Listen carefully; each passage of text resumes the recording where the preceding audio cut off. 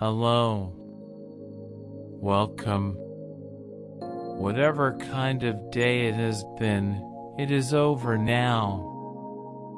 You don't need to carry any of it into this moment. The things that went well, the things that didn't, the conversations you were still turning over somewhere in the back of your mind, the tasks that are waiting for tomorrow. All of it can be set down now, very gently, like setting down something you have been carrying for a long time without noticing how heavy it had become. Just set it down. For the next hour or so, there is only one thing happening. A slow, quiet story. A story about two men in a rainy city in the Pacific Northwest of America, and the shoes they made, and the long, patient, deeply unhurried journey that followed. You don't need to remember any of it. You don't need to follow every detail or file anything away for later. You can simply let the words arrive and pass through, the way a breeze passes through an open window on a still afternoon. Present for a moment, and then gone. Nothing here will be tested. Nothing here needs your attention. It is simply a story. A soft, slow, entirely unurgent story. So let your body settle into whatever is holding it right now. Let your shoulders drop. Let your jaw loosen. Let your hands uncurl and rest open wherever they happen to be. Let your breathing slow, just a little, all on its own. And let the story begin. In the Pacific Northwest of the United States, there is a city called Portland. Portland is a gentle, gray city. The kind of city that does not announce itself. It sits between mountains and rivers, surrounded by forests of Douglas fir and western red cedar, and for much of the year it is overcast in a soft, undemanding way that most of its residents seem to find perfectly agreeable. It rains in Portland for months at a time. A quiet, persistent rain. Not a dramatic rain. Not the kind that interrupts things or makes people run for cover. Just a fine, steady mist that settles on everything and makes the streets shine softly under the streetlights. The air smells of damp bark and something green, of earth that has been rained on many times before and has grown accustomed to it. This is the city where our story begins. In a quiet neighborhood in Portland, in the years just after the Second World War, a boy named Philip Knight grew up. He was an ordinary boy in most of the ways that matter. Not the loudest in the room.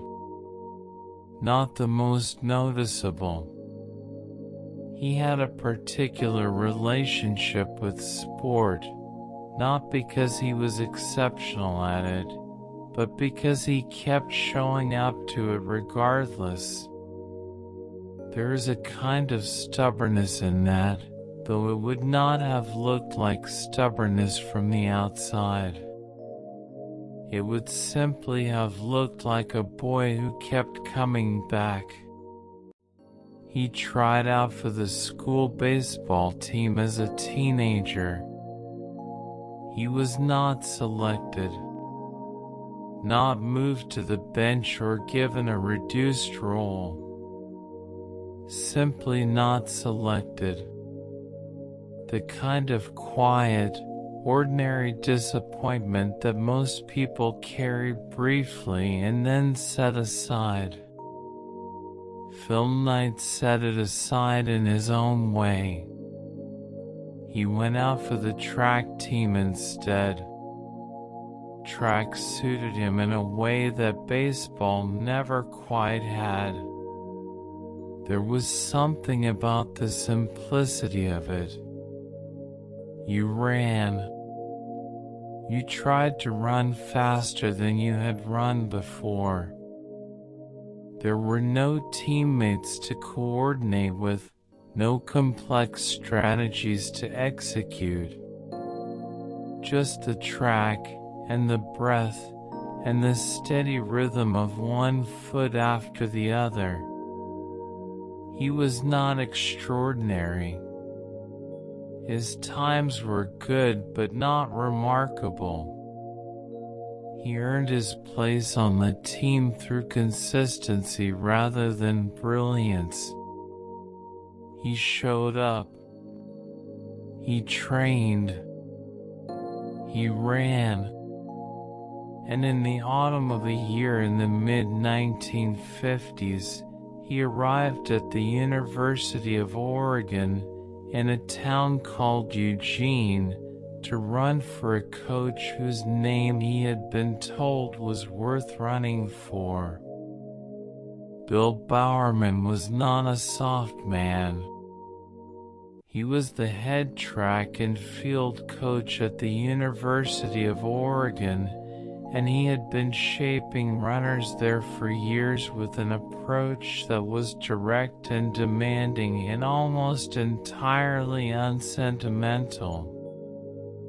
He did not offer reassurance where he thought the runners simply needed to work harder. He did not soften criticism that he felt would be useful if delivered plainly. But beneath that directness was something that his athletes sensed and stayed for. He cared, in a deep and practical way, about the people he trained. Not about the times they ran, exactly, though times mattered. About the people themselves. About their well-being. About whether they were being given every possible advantage in the pursuit of something they cared about.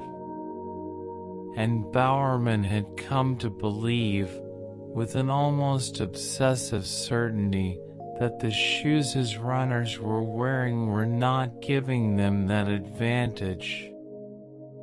The running shoes available in America in the 1950s were heavy, inflexible, designed in ways that suggested the designers had not spent much time actually running in them. Bowerman had written to American shoe companies. He had described what he thought was wrong and what he thought could be better. The letters had not produced much. Some had gone unanswered. Others had received polite responses that did not change anything. So Bowerman had found a cobbler in Eugene who agreed to teach him the basics of shoe construction. And in a small workspace at the back of his house, he had begun teaching himself. He would take a runner's shoe apart with his hands, study the layers, Examine the last on which the upper had been formed, the way the sole was attached, the distribution of weight across the construction. He would take notes. He would think. And then he would try to build something better. Phil Knight became one of Bowerman's test subjects for these homemade shoes.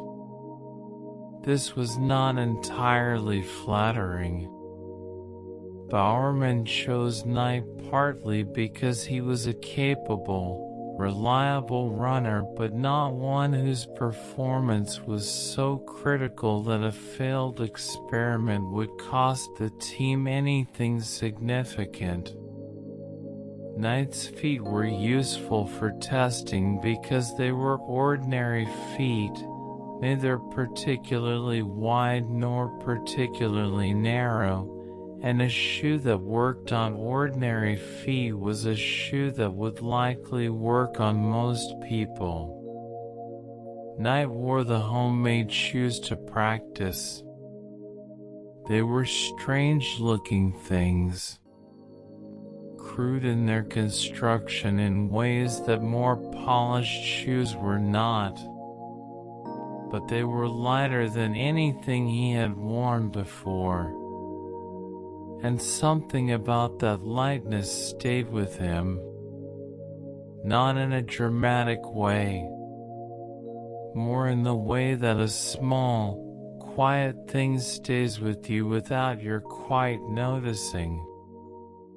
A seed that sits undisturbed for a while before it begins to do anything. After graduating from Oregon, Phil Knight spent a year fulfilling a military obligation and then enrolled at Stanford University's business school in California. Stanford was different from Oregon in almost every way. The weather was warmer. The campus was spread and pale under the California sun. The conversations in the corridors were faster and more ambitious. Knight took a class in small business management. The class required students to develop a business concept and present it. Knight wrote about shoes. His paper asked a simple question. If Japanese manufacturers had been able to produce cameras of remarkable quality at prices well below those of their European competitors, was it possible that the same thing might happen in athletic footwear? German shoes dominated the serious athletics market at that time. They were considered the best available. They were also expensive, in a way that put them out of reach for many ordinary athletes. Japan, in the years after the war, had developed a manufacturing culture of considerable precision and efficiency. Things were being made there that were surprising people in their quality. Knight's paper argued, in careful, dry, business school prose, that someone willing to find a good Japanese shoemaker and import their shoes to the American market might find a significant and underserved opportunity waiting for them. He got a good grade. He graduated. And the idea, which might easily have stayed as a business school paper and nothing more, would not quite leave him alone. In the autumn of a year in the early 1960s, Phil Knight bought a plane ticket to Japan. He was in his mid-20s. He had a business degree and a paper full of hypotheses and almost nothing else in the way of credentials or capital. He traveled through Asia, visiting several countries, before arriving in Japan. In the city of Kobe, he found his way to a shoe company called Onitsuka. They made a running shoe called the Tiger. Knight asked if he could tour the factory. He walked through the production floor slowly, watched the workers at their stations, watched the shoes being assembled and finished and boxed, held a completed Tiger in his hands and turned it over. The construction was clean. The weight was low. The price at which Onitsuka was willing to sell to a distributor was considerably lower than anything available from European makers. In the meeting that followed the factory tour, an Onitsuka executive asked Knight which company he represented in the United States. Knight sat for a moment. He looked, briefly, at nothing in particular, and said the first name that came to him: Blue Ribbon Sports. He had invented the name in that moment. The company did not exist. He was not entirely sure whether it ever would exist. He was a young man with a business degree and a feeling, sitting in a meeting room in Japan, improvising. The Onitsuka executive wrote the name down. Knight flew home. He waited.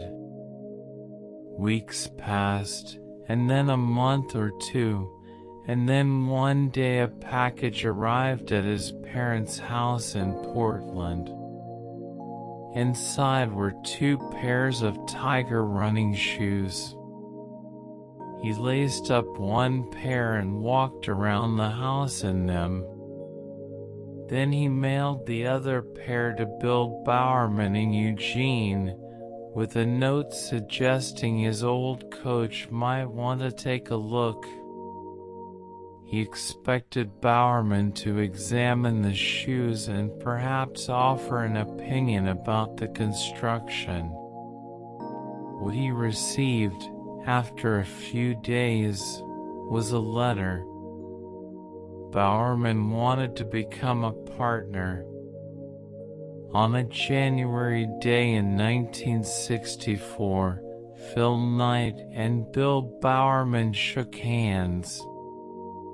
It was a quiet, undramatic moment. The kind of moment that would not have looked significant to anyone who happened to be passing by. 2 men shaking hands in a room in Oregon. Each put forward an equal amount of money. Together they had enough to place a small order with Onitsuka. They agreed to split whatever came from it equally. And they agreed on a name for the arrangement: Blue Ribbon Sports. There were no offices, no staff, no warehouse or distribution network or marketing plan. Just the agreement and the handshake and the quiet shared belief that there was something worth pursuing here. Phil Knight began selling the Tiger shoes himself, in the most direct and unglamorous way available to him. He loaded pairs into the back of his old, faded green car that smelled of rubber and dust and worn upholstery, and drove to track meets across Oregon and Washington. At the meets, he would open the back of the car, set out the shoes on whatever surface was available, and wait for runners and coaches and curious passers-by to stop and look. He was not a natural salesman. He was quiet and somewhat reserved and did not particularly enjoy the performance of selling. But he believed in the shoes. And belief, even when quiet and undemonstrated, has a way of communicating itself. Runners who tried the Tigers on tended to buy them. The shoes were good. They were noticeably lighter than most of what was available, and lighter shoes, for a runner, can feel like a kind of gift. In their first year of selling, Blue Ribbon Sports moved a modest number of pairs. The total revenue was something that would not have looked impressive on paper. But it was enough. Enough to reorder. Enough to keep the arrangement with Onitsuka alive. Enough to suggest that the idea, which had been a business school paper and then a package in the mail and then a handshake, might be becoming something real. Knight was, during these years, living several lives simultaneously. He was selling shoes out of the back of a car at weekends. He was working as an accountant during the week, sitting at a desk with ledgers and figures. He was teaching accounting classes at a university in the evenings. He was corresponding with Onitsuka in Japan about orders and specifications and delivery schedules. He was tired, in that sustained, background way that comes not from any single demanding thing but from the simple accumulation of too many things at once. But he kept going. There was something about the shoes, about the idea behind them, that made the tiredness feel manageable, worthwhile. Sales grew, year by year, with the slow and patient consistency of something that has been well planted. Not spectacularly. Not in the way that makes newspaper stories.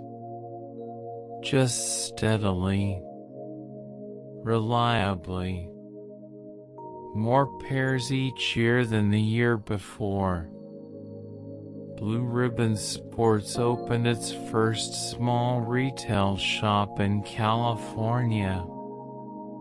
A modest space.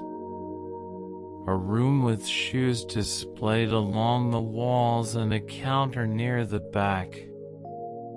Nothing impressive from the outside, but a physical place with an address, which was something they had not had before. While Knight was selling, Bowerman was still in his workshop. He had never stopped tinkering. The arrangement with Onitsuka meant there were now real shoes to work with, real products to examine and improve upon. And Bowerman's relationship with running shoes had always been that of someone who saw everything that was wrong with them before he saw anything that was right. He was focused, During these years, on the sole of a running shoe is the part that meets the ground. It absorbs the impact of each step. It determines how much the shoe grips, how much it slips, how much energy is returned to the runner, and how much is lost. Getting it right is a problem that does not have one solution. It has many possible solutions, each with its own trade-offs. Bowerman had been thinking about this problem for years, turning it over quietly in the back of his mind, testing materials, adjusting shapes, looking for the configuration that gave the most grip with the least weight, the most cushioning with the least bulk. On a Sunday morning in the early 1970s, Bowerman was sitting at the breakfast table with his wife, Barbara. Barbara made waffles for breakfast. The waffle iron sat on the counter, an ordinary kitchen appliance, used every Sunday morning, unremarkable in every way. Bowerman looked at the waffle iron as it sat open on the counter before cooking. He looked at the grid pressed into the cooking surface. 2 plates, each one covered in small square indentations arranged in precise rows. When the iron closed and cooked, it pressed those indentations into the batter, creating a waffle with a surface of small raised squares and recessed hollows. A grid, a repeating pattern. Bowerman was quiet for a moment. Then he asked his wife if he could borrow the waffle iron. He carried it to his garage. He had a quantity of urethane rubber left over from a project involving the installation of a running track. He thought the pattern of the waffle iron, if replicated in rubber, might create exactly the sole configuration he had been searching for. Small independent squares of rubber, each one contacting the ground separately. More surface area than a flat sole. Better grip. The give of each small square absorbing a fraction of the impact before the next one took over. He poured the urethane into the waffle iron and applied heat. The urethane bonded permanently to the iron's surface. The 2 plates fused. The waffle iron was destroyed. Barbara Bowerman received the news calmly. Bowerman acquired another waffle iron. This time he worked more carefully. He created a plaster mold from the waffle iron's surface first, so that he had a template to work from. He took the mold to a rubber manufacturer and asked them to pour liquid rubber into it. The rubber that came back was too rigid. It cracked under repeated flexing rather than bending with the movement of the foot. He tried a different formulation. Softer. More pliable. This one held its shape better but did not grip the ground as effectively as he had hoped. He adjusted. Try it again. Adjust it again. This is how progress tends to happen in the back of a garage on a quiet street in Oregon. Not in a single inspired moment, but in a long series of small, patient attempts, each one informing the next, each failure narrowing down the space in which the answer was hiding. Eventually, the right formulation came together. The resulting soul was a grid of small, soft rubber squares, each one slightly raised from the surface around it, the whole thing flexible enough to move naturally with the foot and firm enough to grip reliably under the weight of a runner. The texture was unusual, almost gentle to the touch, like pressing your fingertip against a surface covered in very small, very regular bumps. The squares were uniform and precise, pressed close together, the pattern repeating across the entire sole from heel to toe. Bowerman looked at the pattern and thought of something he had seen in photographs. The footprints left by astronauts on the surface of the moon. That same regular, gridded impression in soft ground.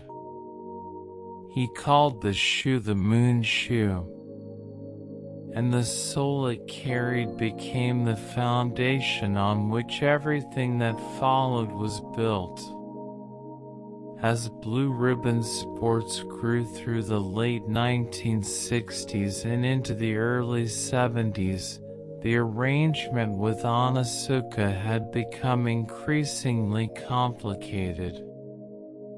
Onitsuka had been a good partner for nearly a decade. Their shoes had made Blue Ribbon sports possible. The Tiger had introduced American runners to something they had not previously had access to, and the runners had responded warmly. But as Blue Ribbon sports grew, Onitsuka began expressing an interest in owning more of it. They suggested an arrangement in which they would take a controlling share of the American distributor. More than half. Enough to make the decisions. Knight considered this for a time, and then declined. The relationship ended. This was not a comfortable moment. Blue Ribbon Sports had been built on Onitsuka shoes.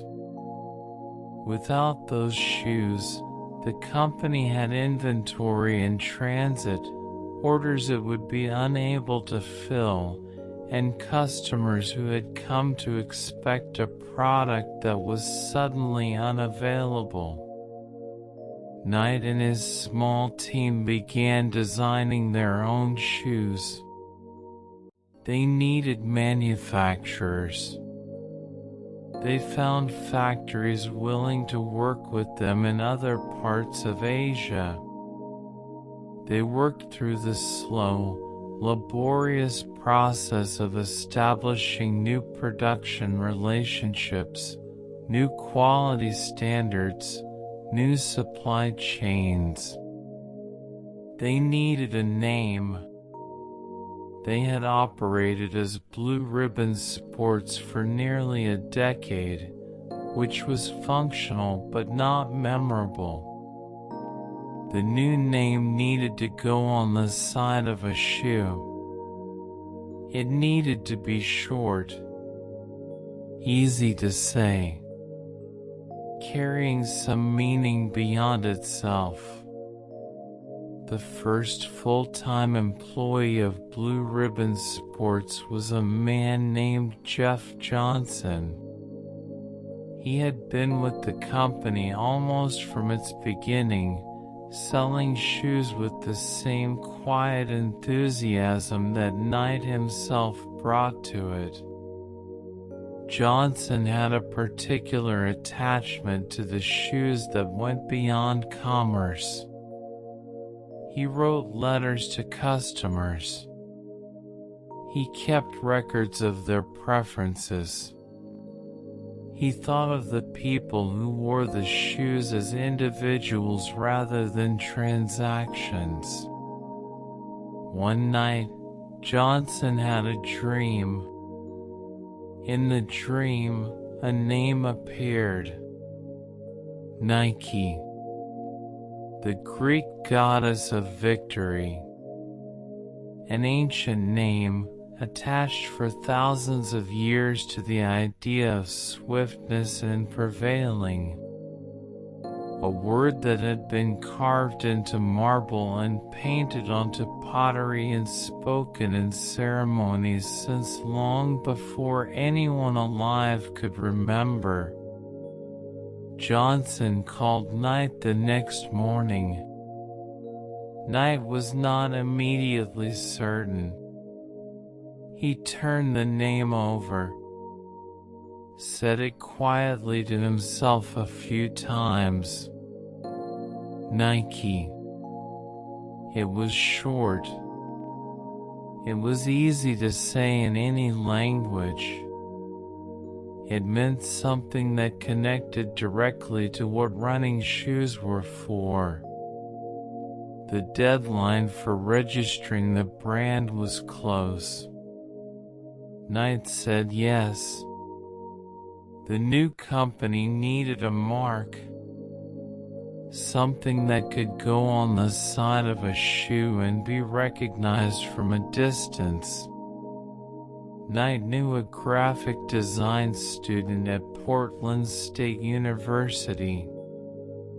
Her name was Carolyn Davidson, and she was working part-time for a modest hourly rate. Knight asked if she would put together some options. She came back with several designs. Knight looked at each one in the way that people look at things when they are not quite sure what they are looking for. He was not drawn to any of them with immediate enthusiasm. One of the designs was a curved shape. Simple. A single fluid line that widened slightly in the middle and tapered at each end. Not quite a check mark. Not quite a wing. Something between those things. Suggesting motion without literally depicting it. Suggesting speed without literally representing it. Knight looked at it for a while. He said he did not love it, but that it might grow on him.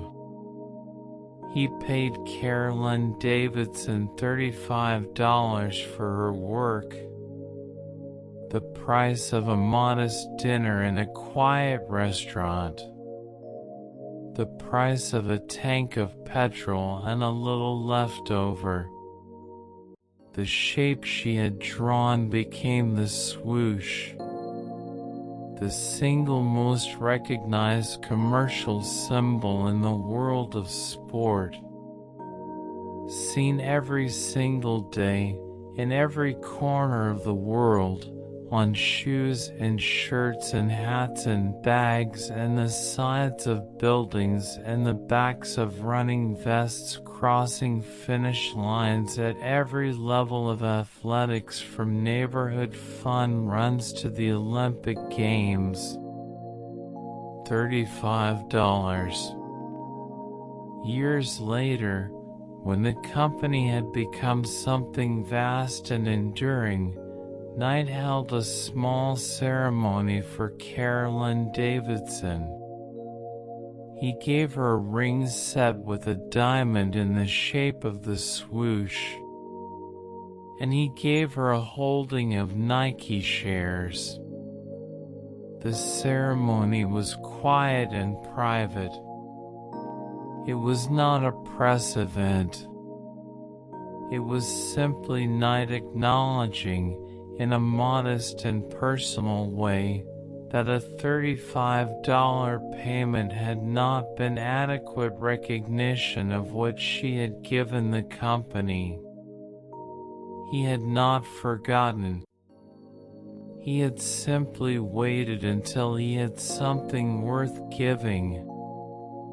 Through the 1970s, Nike grew with the slow and patient consistency of something that has been given good conditions and sufficient time. The running boom was beginning in America. People who had never thought of themselves as runners were beginning to run. Books were being written about running. Magazines devoted to running appeared on newsstands.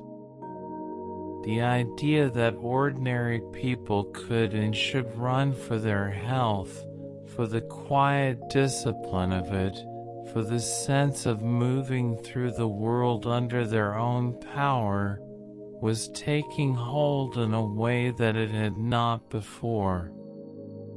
Nike was in the right place. Their shoes were good and they were affordable and they were available in the small specialist running shops that were opening in cities and towns across the country. The company was not without difficulty during these years. There were always financial pressures. The business of importing and manufacturing and distributing shoes requires money moving through the system continuously, and there were periods when the gap between the money going out and the money coming in was narrower than was comfortable. Knight managed these pressures with a combination of careful calculation and stubborn optimism. He believed in what the company was doing. He believed that the market they were building was real. He kept the team together through the leaner periods by communicating, as clearly and honestly as he could, what he saw ahead. In 1972, Nike shoes made their public debut at the Olympic track and field trials, worn by several American distance runners. It was a quiet introduction, not a fanfare. Just shoes on the feet of athletes at a significant competition, performing their function without drama. One of those runners finished fourth. He was running in Nike shoes and carrying a small American flag. A photograph of that moment circulated. It was not a famous photograph, but it was a beginning. An image of Nike shoes at a serious competition, worn by a serious athlete, doing what they were made to do. In the late 1970s, Nike moved into a phase of more deliberate growth. They began hiring people who understood marketing and design and the particular language of sport as aspiration. They began thinking about the company not just as a manufacturer and distributor of athletic footwear, but as something with an identity, a way of seeing the world. This was not a sudden shift.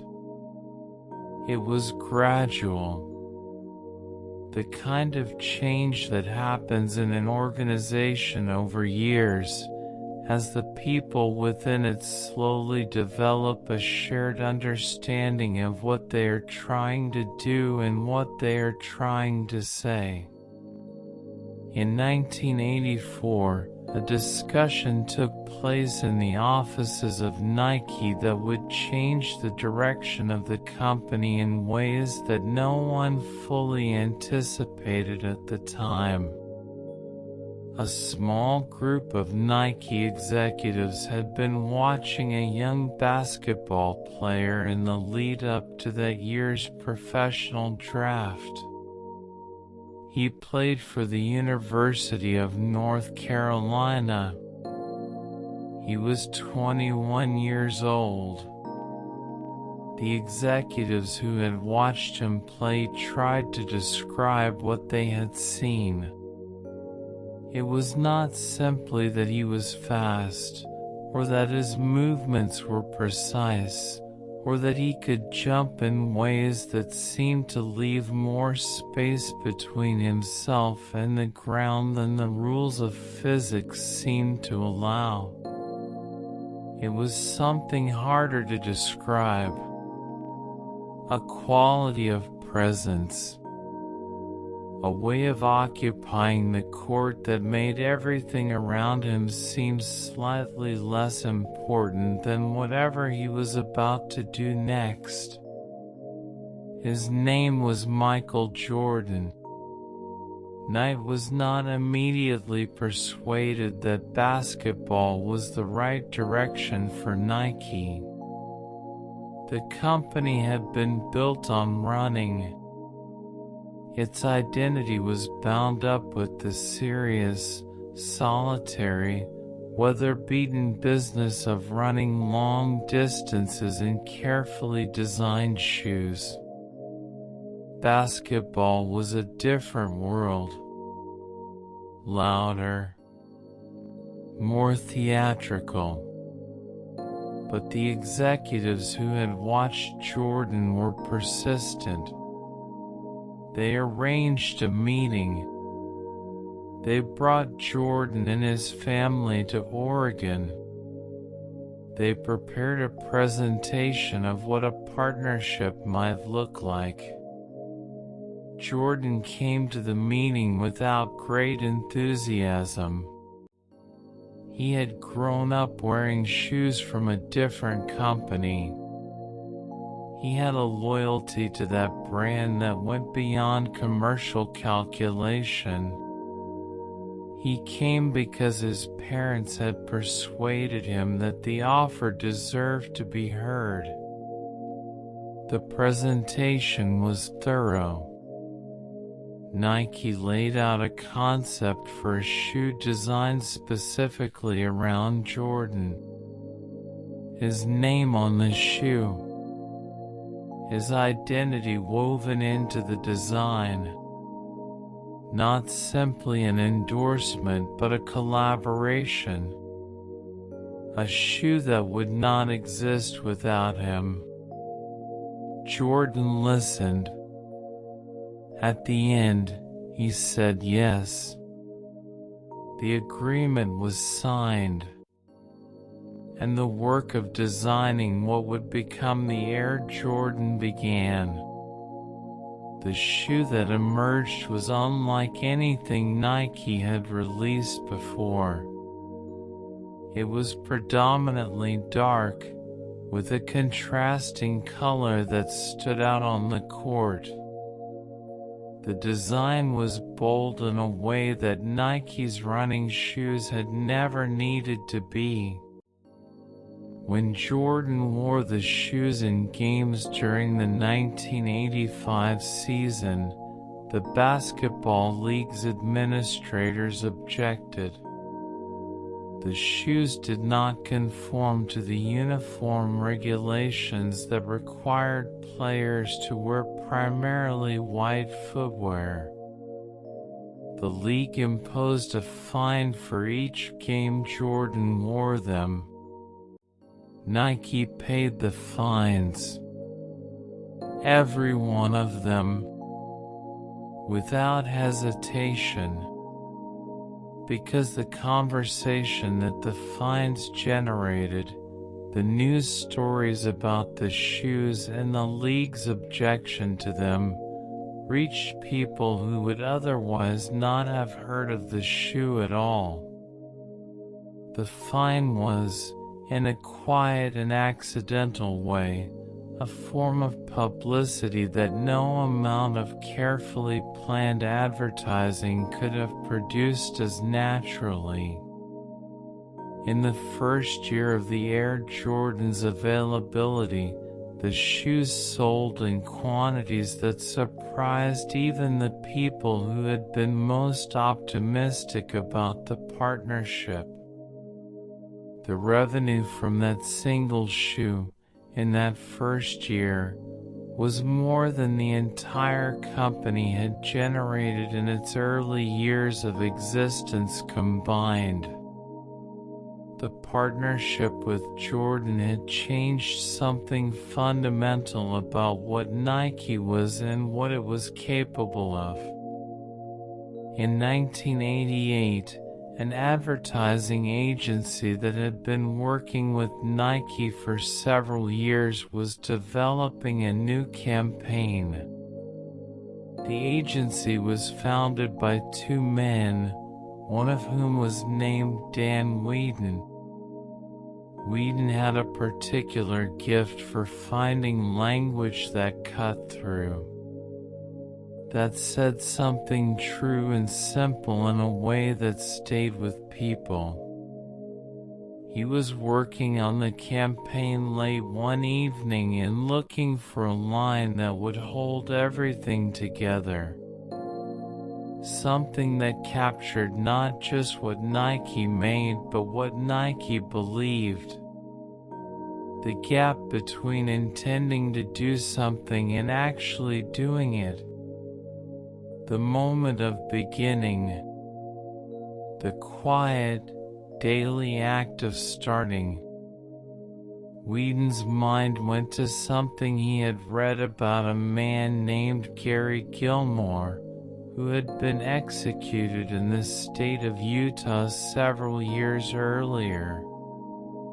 Before the execution, Gilmore had been asked if he had any final words. He had said, simply and without apparent emotion, "Let's do it." Whedon took those words, changed one of them, and wrote 3 words on a piece of paper. Just do it. The campaign built around those 3 words ran on television and in print across America. It showed athletes running and jumping and training in early mornings and late evenings. It showed people at the beginning of effort, before anything had been achieved, when the only thing certain was the discomfort ahead. And it said, quietly and without any elaboration, just do it.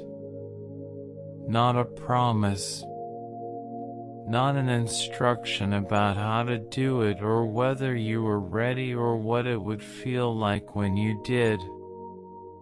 Just the 3 words. Just the bare, flat encouragement of beginning. The campaign became one of the most recognized in advertising history. The phrase entered the language in the way that very few commercial slogans ever do. People who had never bought a Nike shoe and never intended to use those 3 words in ordinary conversation. They became shorthand for something universal, for the gap between intention and action, for the quiet courage of starting. As the company grew through the late 1980s and into the 1990s, it outgrew its various rented spaces and temporary offices. A decision was made to build a proper home. The site chosen was near the town of Beaverton, Oregon, not far from Portland, not far from the rainy, gray, gentle city where Phil Knight had grown up, not far from Eugene, where he had run for Bowerman. The campus spread across a wide area of Pacific Northwest land. Buildings were separated by walking paths that wound between mature trees. The grass was kept in the particular dense green that the Oregon climate produces without much effort. In the early morning, when the mist was still sitting close to the ground, the campus had a quality of quietness that seemed appropriate for a place built around the idea of movement and effort. Buildings on the campus were named after athletes. There were named after runners and basketball players and tennis players and footballers. People who had, in different ways and across different generations, done something with their bodies that other people had found worth watching. There was a building named after Michael Jordan. There was a building named after the runner who had worn Nike shoes at the Olympic trials in 1972. Carrying the small American flag. The campus eventually took Phil Knight's name as well. It was, in its quiet way, a monument to the long journey from a handshake and a modest sum of money in a room in Oregon. Bill Bowerman lived into old age. He had retired from coaching in 1972 after leading the University of Oregon track program for many years and producing athletes who had competed at the highest level. He had won national championships. He had sent runners to Olympic Games. But coaching had never been the only thing he was doing. Throughout those decades, through every season, he had been in his workshop, taking things apart, building things, testing, adjusting. After retirement, he continued. He consulted for Nike on shoe design. He corresponded with engineers and materials scientists about new technologies. He maintained, into his 80s, the focused, patient curiosity about the problem of the running shoe that had characterized his entire working life.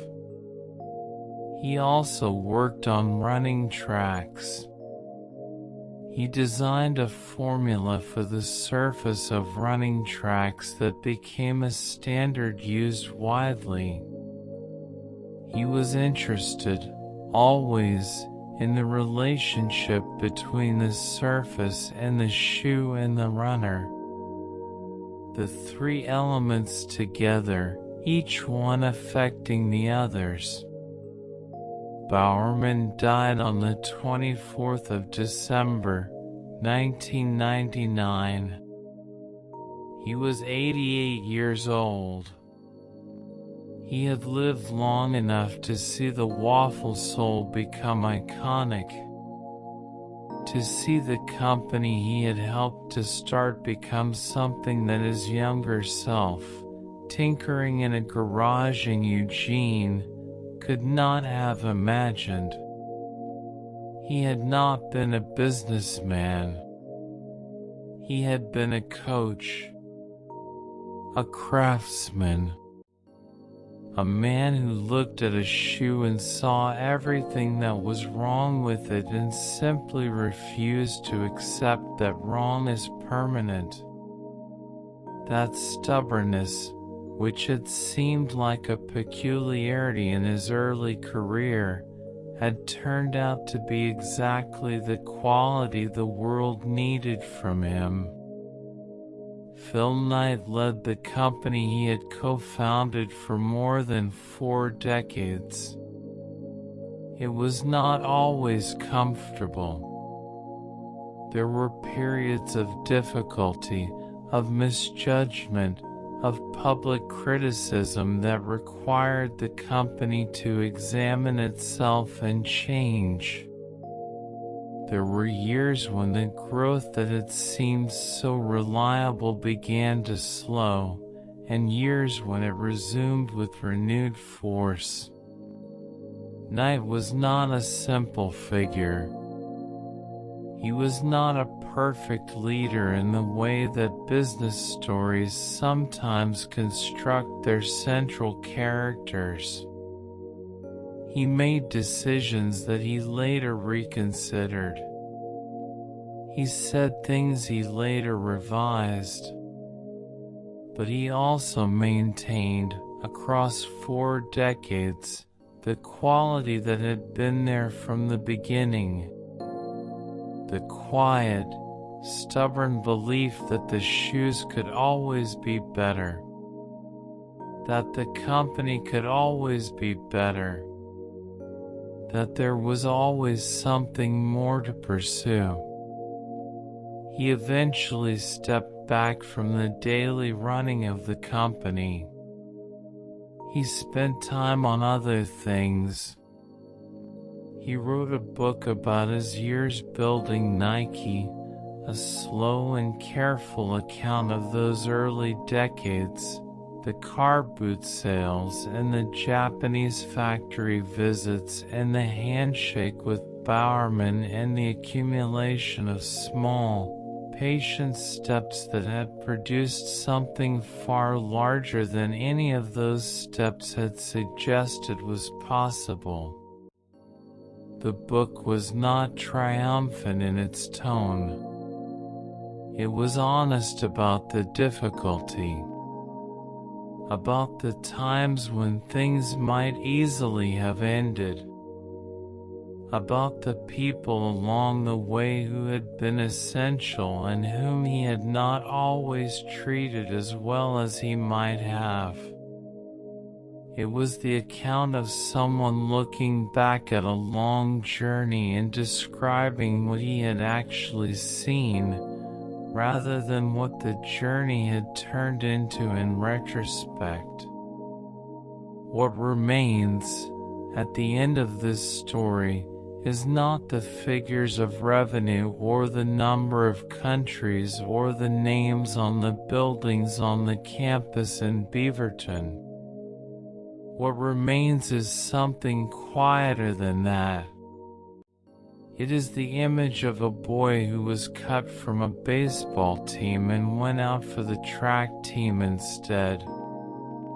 It is a coach in a garage in Oregon, taking a shoe apart with his hands, refusing to accept that the version in front of him was as good as it could be.